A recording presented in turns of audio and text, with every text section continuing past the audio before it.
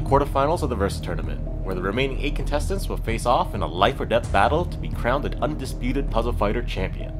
Today we have Btong, who fought his way through an incredibly difficult chaining guru, Tricky Kid, facing off against Peedangg, who also had to battle his way through one of the best chainers in the game, Pinkas. The similarities don't end there though. Both of them are also PW experts, like long walks on the beach, and pronounce tomatoes as tomatoes. But before we begin the match, I want to give a quick shout out to Fox81 for inspiring me to put together this new layout. So in case you guys don't like it, blame him. Round 1.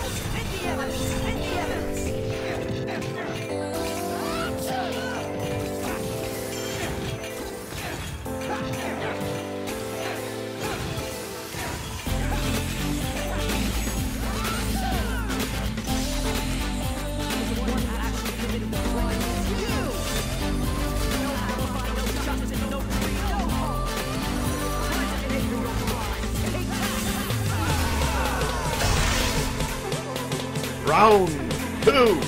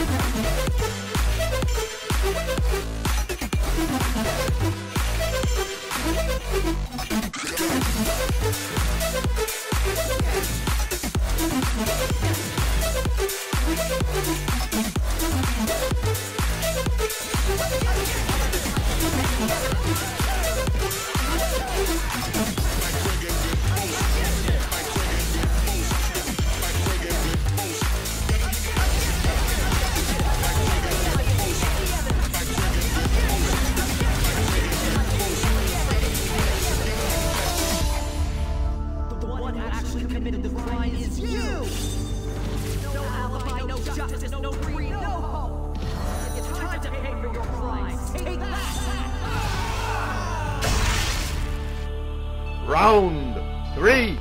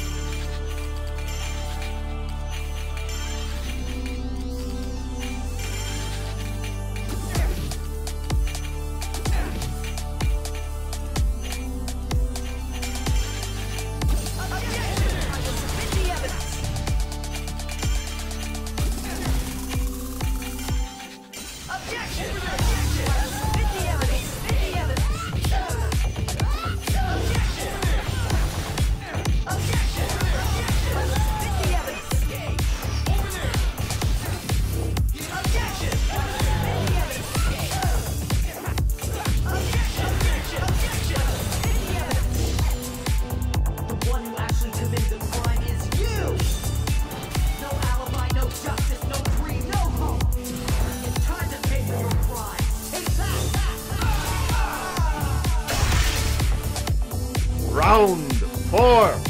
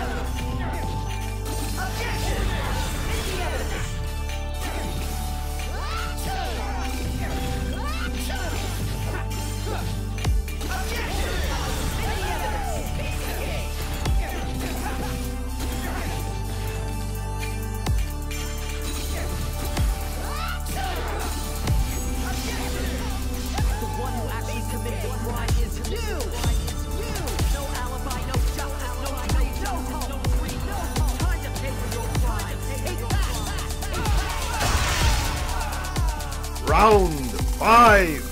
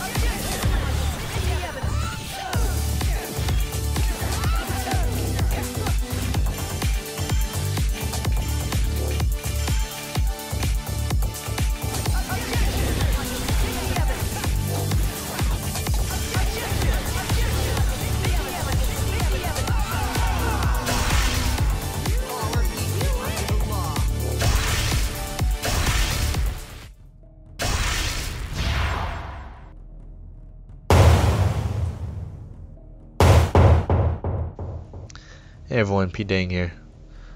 I want to say quick commentary on the Btong matchup, but honestly, I don't want to drag on and on and on and probably get sidetracked, so pretty long commentary on the Btong matchup.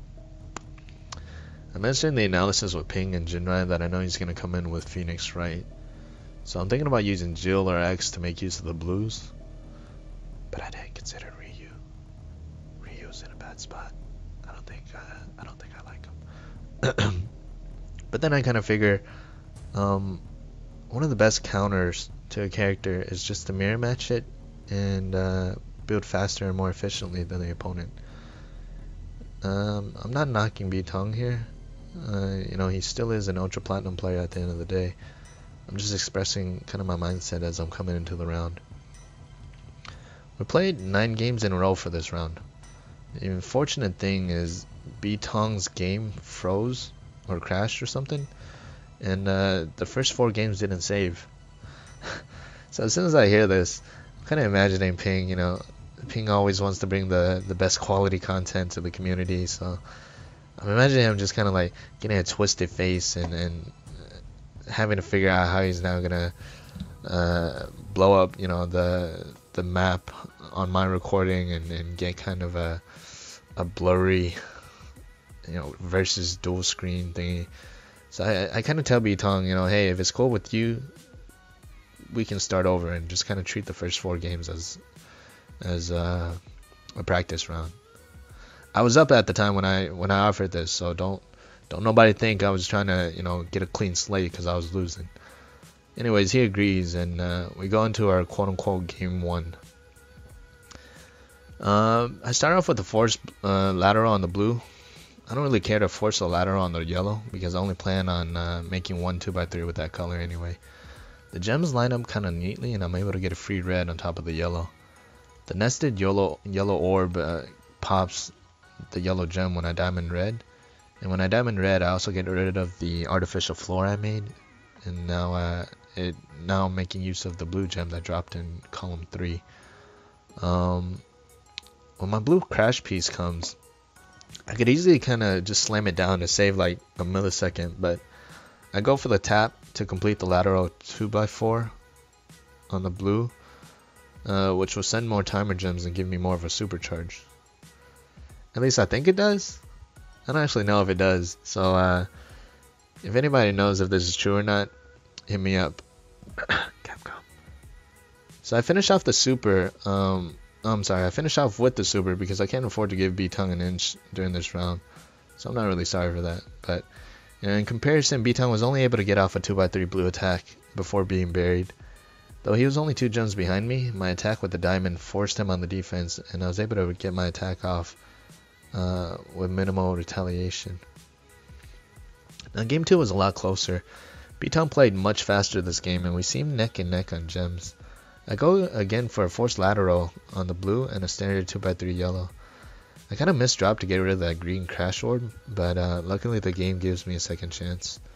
I diamond the yellow because I'm thinking he's going to send me a lot and overstack me for some reason.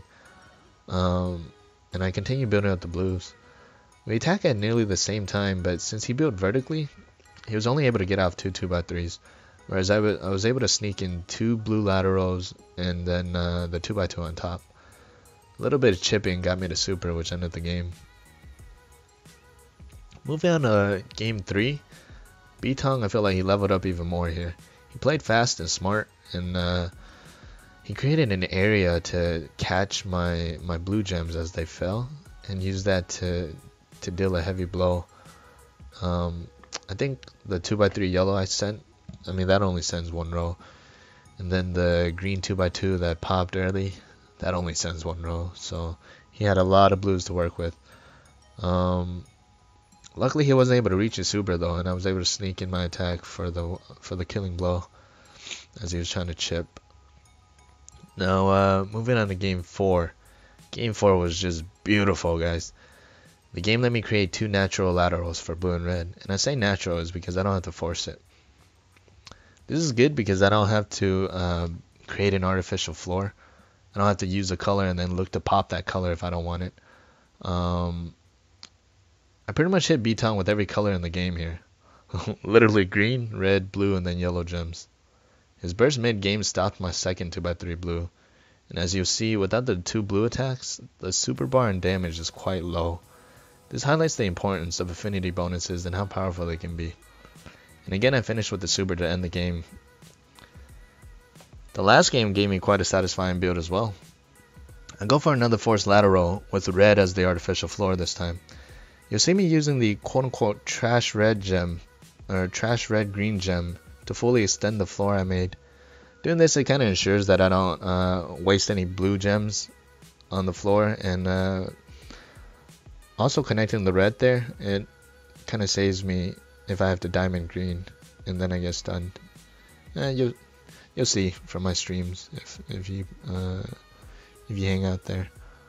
But anyway, kind of pay attention to how I stack the 3 green gems and 3 red gems above the yellow. By doing this, I'm kind of leaving the opportunity for more 2x3s in the future, instead of just slamming down the pieces mindlessly. In the end though, we both have 2 big blue stacks we want to pop, and I get a lucky chain from a nested blue orb when I pop the red to finish out the round. No doubt if Btong had gotten to a blue orb before I did here, I would have been the one to overstack and lose. Honestly though, I want to thank Btong for helping me understand the Phoenix Wright mirror match more throughout the many games we played. Believe me when I say I felt pressure the whole time, guys. In the games I didn't record, Btong pretty comfortably beat me in the first game.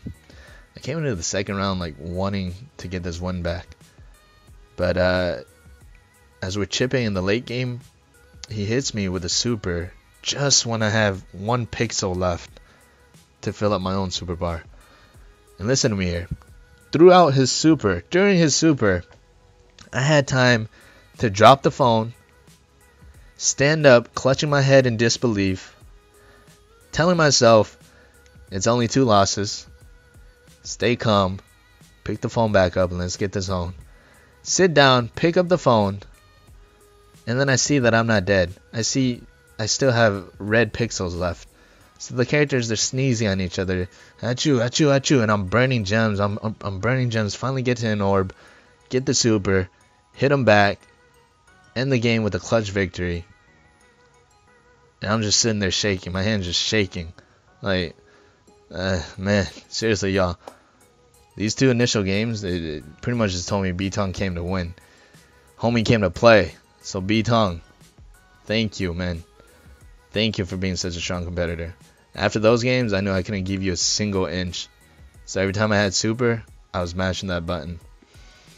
But alright, I'll end it. I'll end it here so Ping doesn't have to keep replaying the clips that you guys have already seen over and over.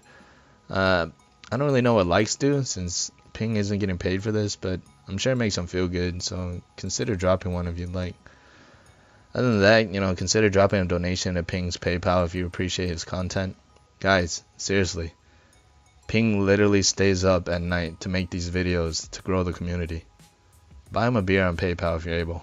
I mean, sometimes I message him and I'm like, what are you doing, man? And he's just like, working on these videos.